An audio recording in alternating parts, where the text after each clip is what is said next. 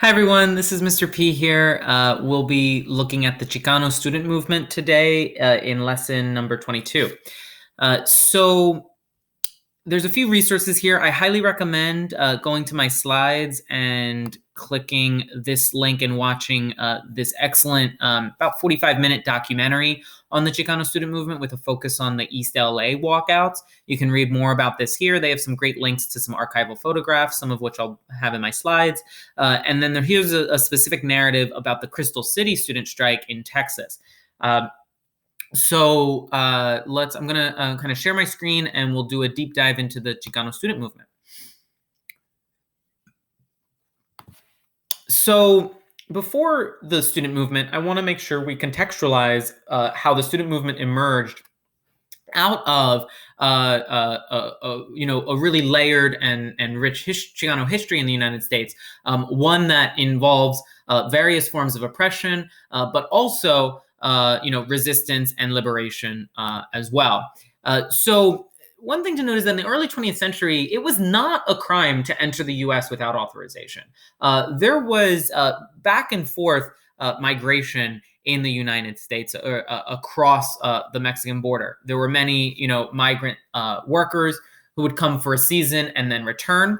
However, as early as the early 20th century, many of these Mexicans who were migrating to the United States were subjected to these humiliating inspections, kerosene baths, delousing procedures, and these were due to these racist notions of Mexican immigrants as diseased.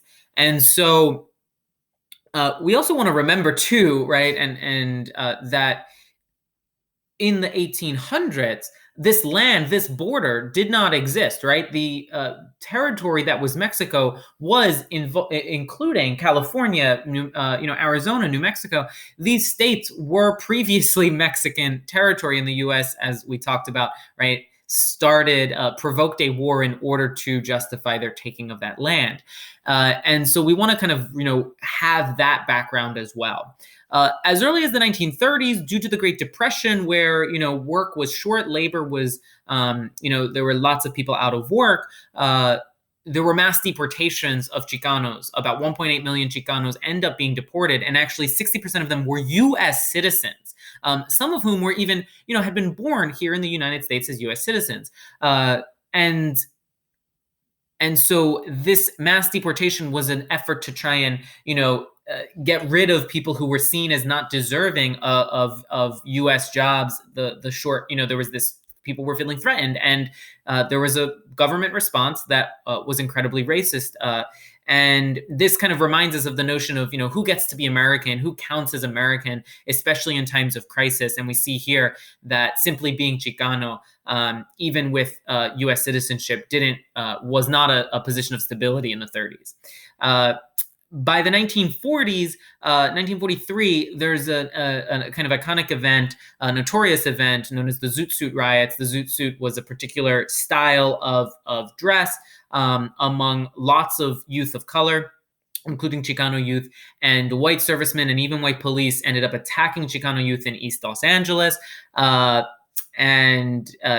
These were just kind of blatant attacks on young Chicanos. So there are incidents like this. The League of United Latin American Citizens fights for desegregation in California schools. They win that. And in the 40s and 50s into the 60s, the U.S. actually, due to World War II, had labor shortages. So Great Depression, there wasn't enough jobs for everyone. They deport Chicanos. The 40s, 50s into the 60s, due to World War II and continued need for labor, the U.S. ends up recruiting Mexican laborers through a program known as the Bracero program, and then later on ends up kind of ending that program, and folks are cut off from their families because eventually migration without authorization becomes illegal, and so the U.S. is kind of just like always used this population for their needs. And so any discussion around immigration today should take this history into context. The United Farm Workers Union fought for the rights of migrant farm workers, and And so this all, provides some of that important background history. So let's jump into the Chicano student movement. What are the conditions that led to that? Incredible amount of racism from majority white teachers against the majority Chicano student population. You can see this quote here, right? Catherine Trejo says she told our classroom that referring to her teacher, that none of us were going to amount to anything besides selling oranges on the exit of the freeway. That just stuck with me forever. Reminds me a lot of what Malcolm X's 8th grade teacher told him about his, desire to be a lawyer and that he should be a carpenter instead. And so these kinds of expectations and racist kind of experiences, in addition to a variety of other conditions, led to the Chicano student movement. What are some of those other conditions? Spanish as a language was banned. Students could even face physical punishment and suspension for speaking it. Schools operated as a tool for assimilation. Curriculum lacked Chicano representation and celebration of Chicano culture. Mexican food was banned from cafeterias. Many of these schools had high push-out, dropout rates among Chicano students, and there was absolutely unequal resource distribution. You can see here, right, ratio of school counselors to students in one of their schools was 1 to 4,000. It's pretty bad at Central High School with essentially 1 to 600, 500. 1 to 4,000 is exponentially worse. And so all of this leads to walkouts and student strikes mostly in California and Texas, where most Chicanos live.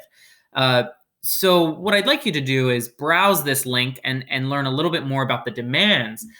Comment on which ones surprised you, which ones resonated, which ones felt similar or different from the 67 Philly student walkouts, and you'll see the list of demands. Obviously, you can't read them here, but if you click here, you can scroll and read through all of the demands. There's a range, right? Chicano students, Chicano representation in the curriculum, being able to speak Spanish and, not facing punishment, having Mexican food, having cultural holidays, having Chicano representation on the school board, not just among the teachers, but on the school board. There's a range of demands that these movements involved. And there were, well over 100 schools that were involved in these strikes and walkouts between 1968 and 1970. So I'll tell two stories, East LA and Crystal City. So East LA, also known as the East LA blowouts, started years prior in terms of the kind of what led to it or would ultimately lead to it. So Sal Castro is not the man here. I believe this is Sal Castro. He's one of these three men in this picture. And he was a teacher at one of the high schools, either Garfield or Lincoln in East LA. I believe it was Garfield. And he hosted in 1963 the Chicano Youth Leadership Conference. And every year, this built the leadership potential of many students that ultimately would create the leadership needed to launch the walkouts in 1968 in East Los Angeles. They developed their demands. They got support from various organizations, including the Brown Berets we talked about in the last video. And ultimately, 15,000 students end up walking out. They present their demands, but they are largely ignored. This leads to multiple, demonstrations in the streets where they faced police beatings and arrests.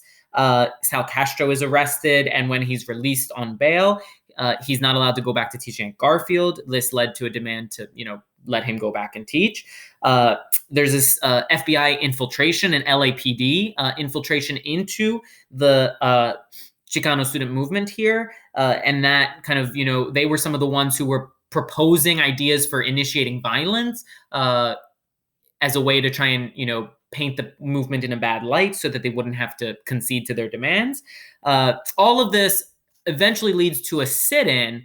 I don't have an image of the sit-in, but it eventually leads to a sit-in at the school board for 8 days. And they do get Sal Castro reinstated, and they do ultimately get, the board to hire, to recruit and hire more Chicano teachers. However, many of the core issues do remain in East Los Angeles around, disproportionate dropout rates and things like that. So, moderate success. The Crystal City, walkout had some success as well. This started with an issue around selecting members for the cheer squad. So prior to this photo, earlier on, the cheer squad at Crystal City was pretty white, and Crystal City used to be more white than it became in the 1960s. So by 1969, they had changed their policy so that instead of the cheer squad being selected by students, it was now selected by the faculty in order to keep it white, because if it was selected by students, now there was a majority of Chicano students. So that led to Severita Lara proposing or drawing up a list of grievances and demands, which were ignored. They got support from Mexican American Youth Organization and Jose Angel Gutierrez, who had gone to school at Crystal City and now was working for Mayo. That led to the school board agreeing to have 3 white members and 3 Chicano members of the cheer squad. However, white parents protested that, and they stopped, and they went back to an all-white cheer squad. This led to walkouts. They escalated. At this point, they decided to escalate their actions, and they walked out and went on strike and didn't return to school until some of their demands were met. So they did get to have peer elections of student groups like the cheer squad. And also student awards, so that it could be equitably distributed. They got celebration of cultural holidays. They also got promised that they would get bilingual, bicultural education and Chicano studies curriculum if they had the funding. So they would have to push. So they called off the strike. They went back to school, but they decided, we have to keep pushing and pushing for political power. So they they formed the Raza Unida party, and they ran elections, both, throughout Texas and other political positions, but importantly for our story, on the school board. And so they were able to win a majority of the school board positions, and with a majority Chicano school board, they were able to get bilingual, bicultural education, Chicano studies, more Chicano teachers at their school. And with those wins, 170 students who had dropped out returned to school, feeling more eager and excited to be in that environment where they weren't going to be hopefully called names by their teachers, hit for speaking Spanish. These things were beginning to change as a result of the student movement and the student power here. So those are the 2 specific stories. There are, many student strikes and walkouts as part of the Chicano student movement across California and Texas. But I also wanted to kind of ask you to compare and contrast these Chicano student walkouts with what you remember about the Philadelphia student walkouts. So I won't kind of answer this. I'll just leave you to think, with respect to the conditions, demands, methods, how the opponent responded, how the police responded, and with respect to degrees of success. Compare and contrast these 2 campaigns, the Chicano student movement and the specific campaigns we studied of UCLA and Crystal City, and the Philadelphia campaign. I think it's important to kind of note the influences and the similarities and differences here. So that closes our study of the Chicano student movement, and I'll end the video. And